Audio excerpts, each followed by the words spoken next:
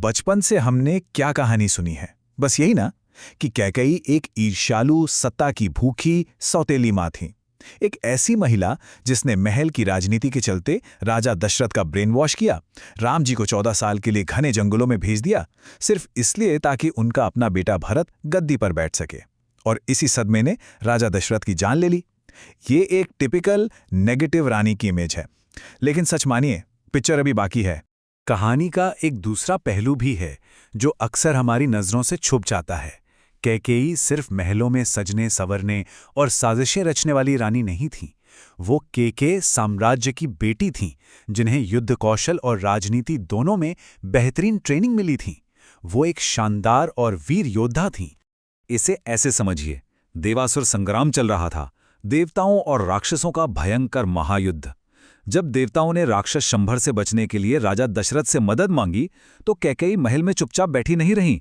वो राजा की सारथी बनकर सीधे रणभूमि में पहुंच गईं। और जब राक्षसों के हमले से राजा के रथ का पहिया टूटने लगा, उसकी कील निकल गई, तो कैकेयी ने एक अविश्वसनीय काम किया। उन्होंने रथ के पहिए को जोड़े रखने के लिए कील की जगह अपनी उंगली फंसा दी। लिटरली एक ब्रह्मांडीय युद्ध के बीच अपनी उंगली के सहारे एक टूटे हुए रथ को थामे रखना। क्या आप इमेजिन कर सकते हैं इस लेवल की बहादुरी? उन्होंने उस दिन राजा दशरथ की जान बचाई थी। और इसी बहादुरी का एक ऐसा नतीजा निकला जिसने आगे चलकर पूरी रामायण की दिशा ही बदल दी। राजा दशरथ कैकेयी के साहस से इतने ज्यादा अभिभूत हुए कि उन्होंने उन्हें 2 वरदान दिए। लेकिन कैकेयी ने बड़ी स्मार्टनेस के साथ कहा, अभी नहीं, मुझे जब जरूरत होगी मैं मांग लूंगी। अब आते हैं उस टर्निंग पॉइंट पर जहां से चीजें बिगड़नी शुरू हुईं। युद्ध के मैदान से निकलकर हम महल के उस साइकोलॉजिकल वॉरफेयर यानी दिमागी खेल की तरफ बढ़ते हैं, जो उनके पतन का सबसे बड़ा कारण बना। दासी मंत्रा ने बड़ी ही चालाकी से कैकेयी की ममता और उस इनसिक्योरिटी का फायदा उठाया जो किसी भी मां के अंदर हो सकती है। उसने कैकेयी के दिमाग में ये बात डाल दी कि अगर राम राजा बने तो सारी पावर माता कौशल्या के पास चली जाएगी और कैकेयी को एक मामूली दासी बनाकर रखा जाएगा। सबसे बड़ी बात, उसने ये डर बिठा दिया कि भरत का भविष्य और उसकी जान दोनों खतरे में हैं। मंत्रा ने कैकेयी के दिमाग में इस कदर जहर घोला कि उनके खुद के सोचने समझने की ताकत ही पूरी तरह खत्म हो गई। और फिर वही हुआ। मंत्रा की बातों में आकर कैकेयी ने अपने सारे शाही गहने उतार फेंके, मैले कपड़े पहने और जाकर कोप भवन यानी गुस्से के कमरे में लेट गईं। जरा सोचिए, जो रानी युद्ध के मैदान में दुश्मनों के छक्के छुड़ा देती थीं, आज वो जमीन पर लेटकर अपने आंसुओं और गुस्से को राजा दशरथ के खिलाफ एक हथियार की तरह इस्तेमाल कर रही थी। और तब राजा दशरथ के सामने आई वो 2 मांगे जिन्होंने इतिहास रच दिया। पहला, भरत को अयोध्या का राजा बनाया जाए और दूसरा, राम को 14 साल का वनवास दिया जाए। इन कठोर मांगों ने पूरे अयोध्या को हिलाकर रख दिया। दशरथ जी दर्द और सदमे से बेहोश हो गए और बस यहीं से कैकेयी के माथे पर हमेशा के लिए उस सबसे बड़ी खलनायिका का ठप्पा लग गया। लेकिन रुकिए, क्या यही पूरी सच्चाई है? अध्यात्म रामायण में एक ऐसा सीक्रेट है, एक ऐसा ट्विस्ट है जो हमारी अब तक की सारी समझ को पूरी तरह से पलट कर रख देता है। इमेजिन कीजिए भगवान राम के इन शब्दों को, माँ क्या आप मेरे लिए कुछ करेंगी? मुझे अपना ईश्वरीय काम पूरा करना है और वो सिर्फ और सिर्फ आपके जरिए ही हो सकता है। जी हाँ, ये बहुत बड़ा रहस्य है। राम जी खुद अपनी माता कैकेयी के पास गए थे। वो जानते थे कि कैकेयी उन्हें अपने सगे बेटे भरत से भी कहीं ज्यादा प्यार करती हैं। राम ने खुद अपने वनवास की पूरी स्क्रिप्ट तैयार करने के लिए कैकेयी को चुना था। लेकिन सवाल यह है कि राम ने ऐसा क्यों किया? क्योंकि उनका एक बहुत बड़ा ईश्वरीय मिशन था। उन्हें जंगलों में जाके खतरनाक राक्षसों का विनाश करना था। माता शबरी जैसे निस्वार्थ और तपस्वी भक्तों को अपना आशीर्वाद देना था और पूरी दुनिया में धर्म की फिर से स्थापना करनी थी।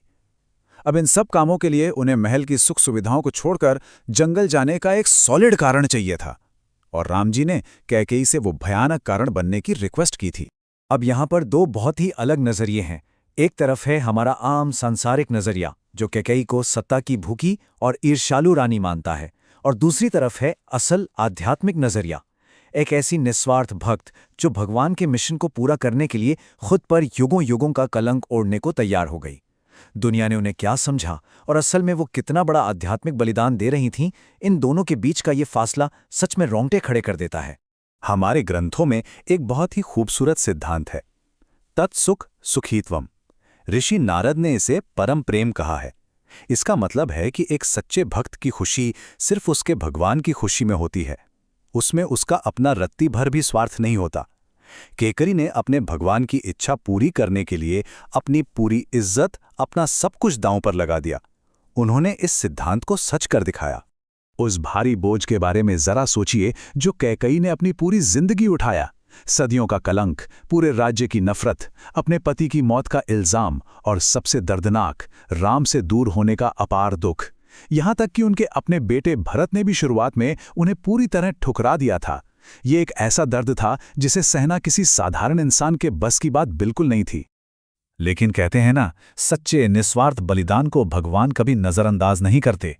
भगवान राम के वो शब्द याद हैं, आप मेरी प्रिय माता हैं और आप मेरे साथ मेरे साकेत लोक में आएंगी। राम जी ने अपनी माता के इस अद्वितीय और सबसे कठिन बलिदान को स्वीकारा और उन्हें अपने शाश्वत धाम में जगह दी। इससे ये साबित हो जाता है कि भगवान की नज़र में कैकेयी का स्थान क्या था। तो कुल मिलाकर कैकेयी की विरासत असाधारण रूप से कॉम्प्लेक्स है। वो सिर्फ एक रानी या सिर्फ एक मां नहीं है, वो मानवीय कमजोरियों, एक वीर योद्धा की ताकत और सबसे ऊपर ब्रह्मांड की सबसे निस्वार्थ भक्ति का एक अद्भुत मिश्रण है।